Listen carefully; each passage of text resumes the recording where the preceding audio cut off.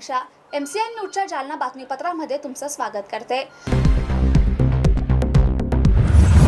या बातमीपत्राचे प्रायोजक आहेत संजीवनी मल्टी स्पेशालिटी हॉस्पिटल, आपल्या आरोग्याची संजीवनी, the skill to heal, the speed to care. Varad electronics and furniture, AC, deep freezer आणि वॉटर कूलरचे माहेरघर, भव्य शोरूम आता नव्या स्वरूपात। नागरेज मसाले, अस्सल मराठमोळी गावरान चवीसाठी नागरेज मसाले आपल्या जवळच्या किराणा दुकानात उपलब्ध। आणि यशोदा हॉस्पिटल, प्रसूतीगृह, बाल रुग्णालय, वंध्यत्व निवारण आणि सोनोग्राफी सेंटर।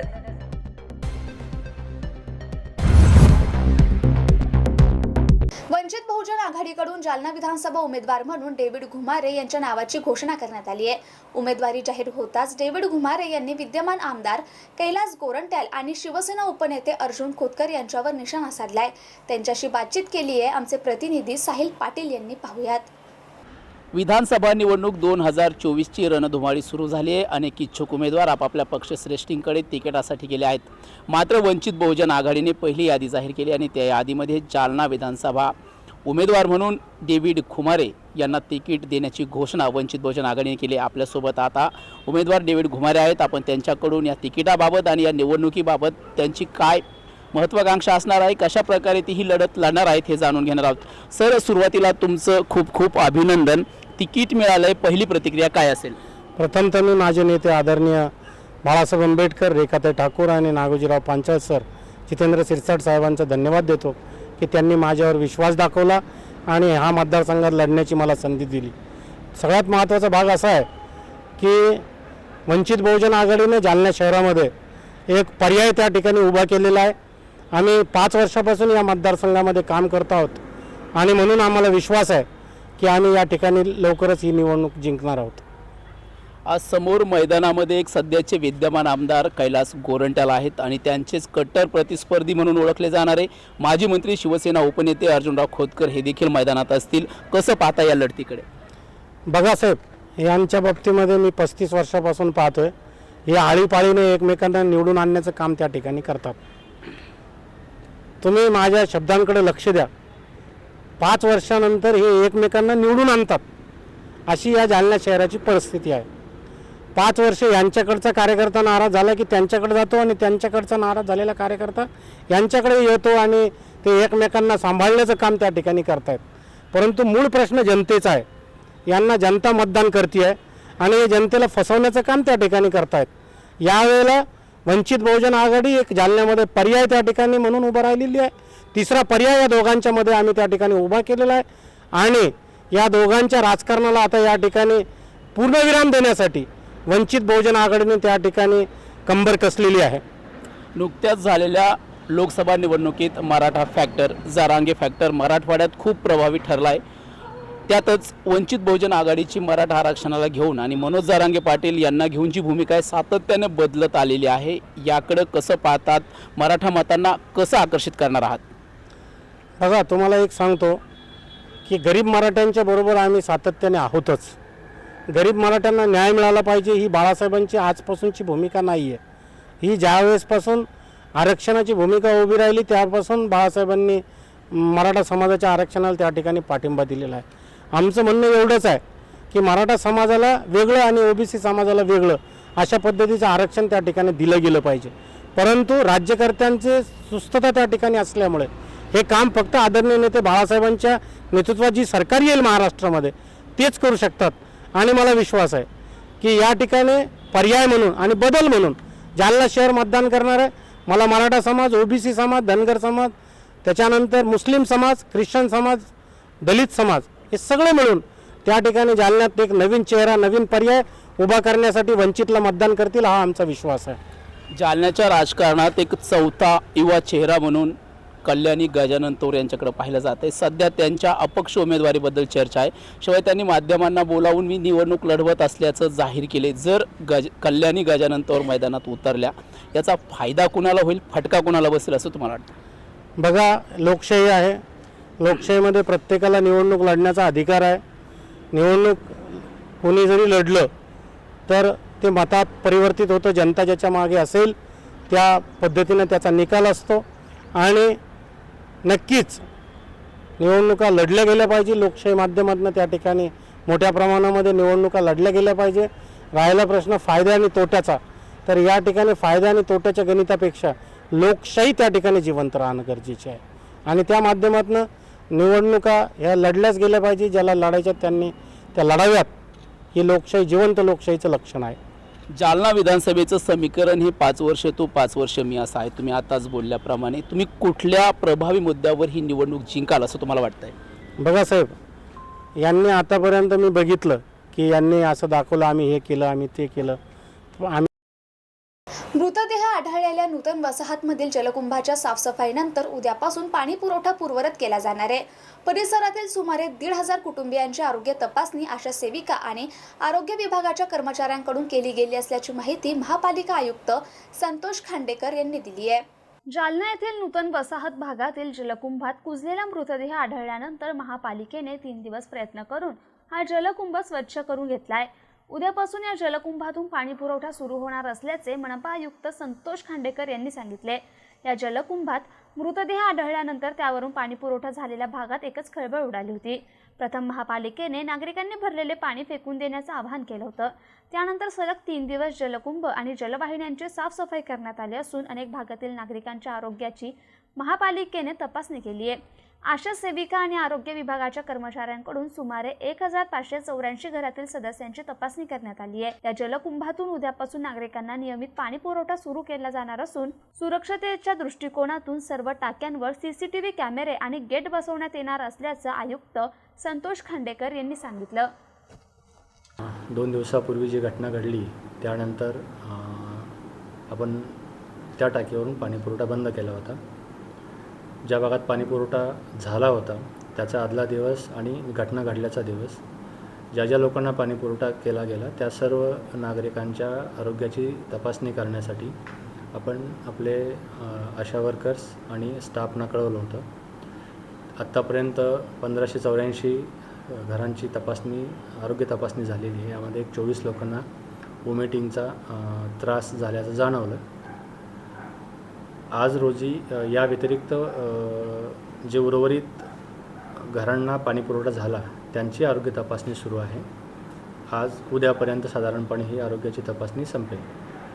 माझी विनंती आहे की उद्यापासून या भागात आपण पाणीपुरवठा नियमितपणे करतो आहे. टाकीची पूर्णपणे स्वच्छताही करून घेतलेली आहे. आरोग्यविषयक काळजी जी घ्यायला हवी आहे ती सर्व घेतलेली आहे आणि हे पाणी आता पिण्यायोग्य आहे.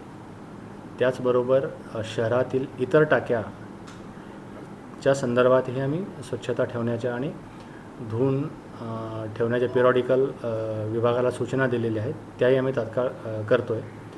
शिवाय माझी विनंती आहे की नागरिकांनी किंवा अशा स्वरूपाची घटना घडू नये यासाठी कुणी असं जर आढळलं टाकीच्या वर जाण्याचा प्रयत्न करत आहे तर महापालिकेला जर इन्फॉर्म केलं तर आम्हाला प्रिव्हेंटिव्ह काही करता येईल. आम्ही सर्व टाक्यावर CCTVs आणि त्यांना गेटची व्यवस्था करतो आहे की जेणेकरून कुणाला वरती जाता येणार नाही. तरीही असं कुणी आढळलंच तर महापालिकेला कळवलंच तर आम्हाला प्रिव्हेंटिव्ह त्यामध्ये कार्यवाही करता येईल. किती म्हणजे आढळले त्यांना त्रास वगैरे झाला काय ॲडमिट? 24 लोक आढळली. मी तुम्हाला तेच सांगितलं आणि 1 जण MGMमध्ये ॲडमिट होतं त्यांना आज डिस्चार्ज मिळाली. सुरक्षतेच्या दृष्टिकोनातून आपण गेट वगैरे काही त्याच्यात कडक सुरक्षा वगैरे काही घेणं असे जे आमचं एस्टिमेट करायचं काम चालू आहे. सर्वच टाक्यांची सुरक्षितता आम्ही म्हणजे जे आपल्याला फिजिकली शक्य आहे प्रॅक्टिकली जे शक्य आहे आणि फिजिकली जे करणं शक्य आहे त्या सर्व गोष्टी करणार आहोत. येणाऱ्या काही दिवसामध्ये आचारसंहितेचा काळ वगळल्यानंतर आम्ही ते करू. जालना शहर महानगरपालिका कार्यालयात आज महर्षी वाल्मिकी यांची जयंती मोठ्या उत्साहात साजरी करण्यात आली. यावेळी मनपा आयुक्त संतोष खांडेकर यांची प्रमुख उपस्थिती होती.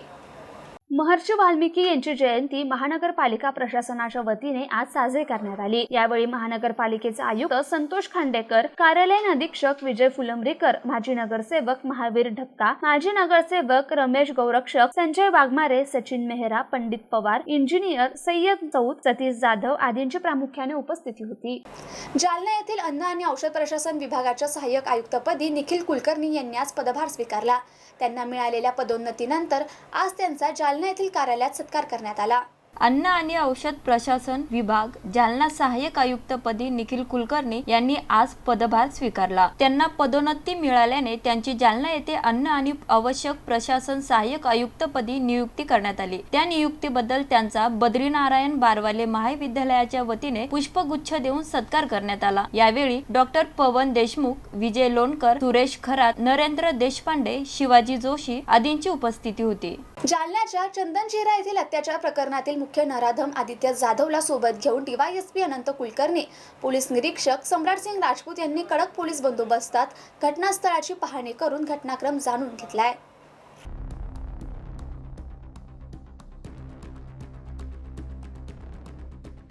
चंदनजिरा येथे 2 दिवसापूर्वी एका 8 वर्षीय चिमुरडीवर अत्याचार झाला होता. घटनेच्या 20 तासात स्थानिक गुन्हे शाखेच्या पथकाने आरोपी आदित्य जाधव यास बेड्या ठोकल्या होत्या. सदर आरोपीस काल न्यायालयात हजर केला असता जिल्हा आणि सत्र न्यायाधीश SR तांबोळी यांनी त्यास 18 ऑक्टोबर पर्यंत पोलीस कोठडी सुनावली आहे. दरम्यान गुन्ह्याचा पुढील तपास करण्यासाठी आज चंदनजिरा पोलिसांनी नराधम आरोपी आदित्य जाधव यास सोबत नेऊन घटनास्थळाची पाहणी केली आहे. यावेळी पोलिसांनी सदर आरोपीकडून घटनाक्रम जाणून घेतलाय. घटनेचे गांभीर्य ओळखून DYSP अनंत कुलकर्णी, पोलीस निरीक्षक सम्राटसिंग राजपूत यांनी कडक पोलीस बंदोबस्त ठेवला होता.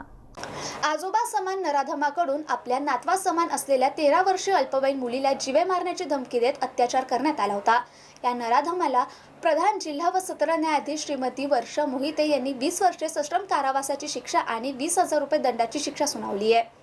चंदनजिरा येथे 2 दिवसापूर्वी एका 8 वर्षीय चिमुरडीवर अत्याचार झाला होता. घटनेच्या 20 तासात स्थानिक गुन्हे शाखेच्या पथकाने आरोपी आदित्य जाधव यास बेड्या ठोकल्या होत्या. सदर आरोपीस काल न्यायालयात हजर केला असता जिल्हा आणि सत्र न्यायाधीश SR तांबोळी यांनी त्यास 18 ऑक्टोबर पर्यंत पोलीस कोठडी सुनावली आहे. दरम्यान गुन्ह्याचा पुढील तपास करण्यासाठी आज चंदनजिरा पोलिसांनी नराधम आरोपी आदित्य जाधव यास सोबत नेऊन घटनास्थळाची पाहणी केली आहे. यावेळी पोलिसांनी सदर आरोपीकडून घटनाक्रम जाणून घेतलाय. घटनेचे गांभीर्य ओळखून DYSP अनंत कुलकर्णी, पोलीस निरीक्षक सम्राटसिंग राजपूत यांनी कडक पोलीस बंदोबस्त ठेवला होता.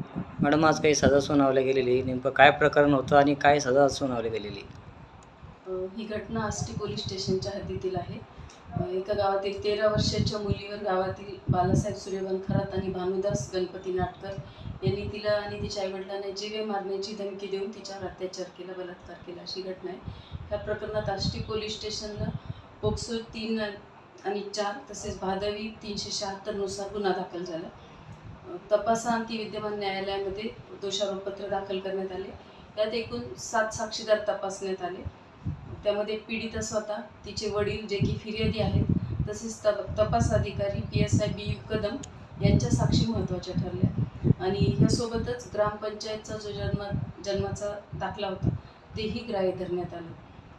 विद्यमान न्यायालयासमोर आलेला साक्षी पुरावा आणि दोन्ही बाजूंची युक्तिवाद ऐकून प्रधान जिल्हा व सत्र न्यायाधीश श्रीमती वर्षा मोहिते मॅडम यांनी दोन्ही आरोपींना पोक्सोचे कलम 3 आणि 4 नुसार तसेच भादवीच्या 376 ह्या कलमानुसार 20 वर्षाची सश्रम कारावासाची शिक्षा तसेच प्रत्येकी 12,000 रुपये दंड अशी शिक्षा देण्यात आलेली आहे. मॅडम, आज काही सजा सुनावली गेलेली, नेमकं काय प्रकरण होतं आणि काय सजा सुनावली गेलेली? ही घटना आष्टी पोलीस स्टेशनच्या हद्दीतील आहे. एका गावातील 13 वर्षाच्या मुलीवर गावातील बालासाहेब सूर्यवंत खरात आणि भानुदास गणपती नाटकर यांनी तिला आणि तिच्या आईवडिलांना जीवे मारण्याची धमकी देऊन तिच्यावर अत्याचार केला, बलात्कार केला अशी घटना आहे. ह्या प्रकरणात आष्टी पोलीस स्टेशनला पोक्सो 3 आणि 4 तसेच भादवी 376 नुसार गुन्हा दाखल झाला. तपासाअंती विद्यमान न्यायालयामध्ये दोषारोपपत्र दाखल करण्यात आले. यात एकूण 7 साक्षीदार तपासण्यात आले. त्यामध्ये पीडिता स्वतः, तिचे वडील जे की फिर्यादी आहेत, तसेच तपास अधिकारी PSI BU कदम यांच्या साक्षी महत्त्वाच्या ठरल्या. आणि ह्यासोबतच ग्रामपंचायतचा जो जन्माचा दाखला होता तेही ग्राह्य धरण्यात आलं. विद्यमान न्यायालयासमोर आलेला साक्षी पुरावा आणि दोन्ही बाजूंची युक्तिवाद ऐकून प्रधान जिल्हा व सत्र न्यायाधीश श्रीमती वर्षा मोहिते मॅडम यांनी दोन्ही आरोपींना पोक्सोचे कलम 3 आणि 4 नुसार तसेच भादवीच्या 376 ह्या कलमानुसार 20 वर्षाची सश्रम कारावासाची शिक्षा तसेच प्रत्येकी 12,000 रुपये दंड अशी शिक्षा देण्यात आलेली आहे. आणि हे बातमीपत्र इथेच संपलं. पुन्हा भेटूया पुढील बातमीपत्रात. तोपर्यंत पाहत रहा MCN न्यूज. नमस्कार.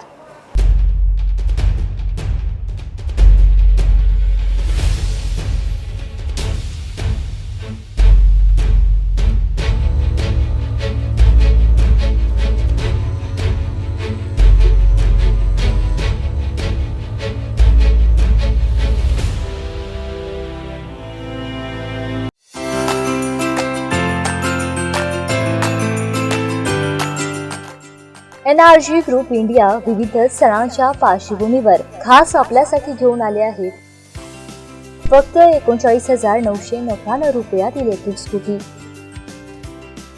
ना बुकिंग ना वेटिंग.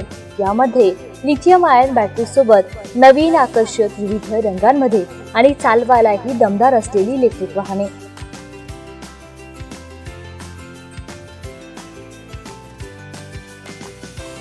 तर वाट कसली बघताय? आजच आमच्या NRG ग्रुप इंडिया शोरूमला भेट द्या आणि आपल्या स्वप्नातली इलेक्ट्रिक स्कूटी घरी घेऊन जा, तेही अगदी 39,999 रुपयात. आमचा पत्ता NRG group India, Joha plaza, Totla petrol पंपाजवळ, छत्रपती संभाजीनगर रोड. आमचा संपर्क 7550340875 किंवा 9420083385.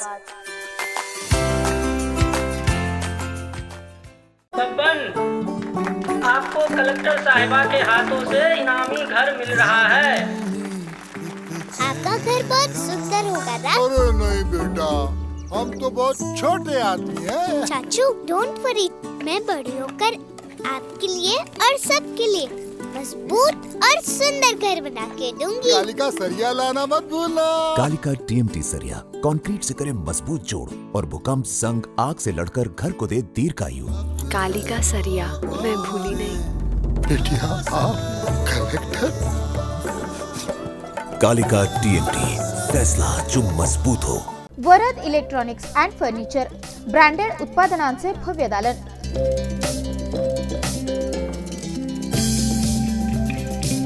आमच्याकडे AC, fridge, LED, washing machine, deep fridge,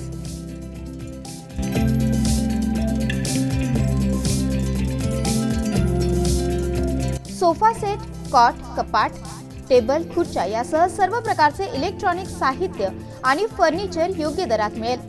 electronic उत्पादने आणि फर्निचरसह लग्न साहित्य खरेदीवर विशेष सवलत देखील उपलब्ध.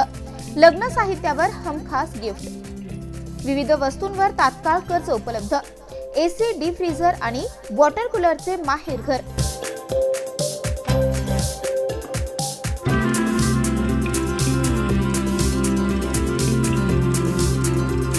आमचा पत्ता plot number 58, Shivshakti green city, Mhasoba मंदिराच्या बाजूला, नीलम टॉकीज जवळ, स्टेशन रोड, जालना. संपर्क 9422725920 किंवा 9552774202.